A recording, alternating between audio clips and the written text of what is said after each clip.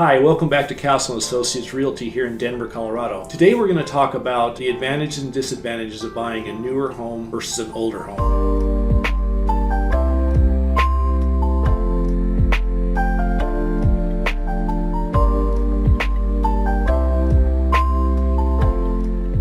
Over the years, I've had a lot of clients that ask me, so Chris, what do you think about buying an older home versus a newer home? Well, I'd like to go ahead and talk first about the older home, which we call the resale market. And that typically allows you a little bit more square footage. You get a little better price per square foot because those homes were built back in a time when real estate values were significantly less. When you look at the big picture, the resale is going to give you maybe a finished basement. And so it's real important to think about what you actually need when buying a property. A lot of people like an older home simply because you have more mature landscaping, bigger trees, and the yard size is typically bigger. Not only the house has the mature landscaping, but the parks in the area are, the bottom line is those are more established areas. Infrastructure is nice because it's real close in. You're not driving a long way to go to the grocery store because all that has been established. And so that circle of life that you're going to be commuting around is usually a little bit less distance. The biggest thing is property taxes in an older established area. You're usually not in what we call a metropolitan tax district or a special tax district, so your taxes will typically be quite a bit less. The other big thing is a lot of older areas won't have an HOA,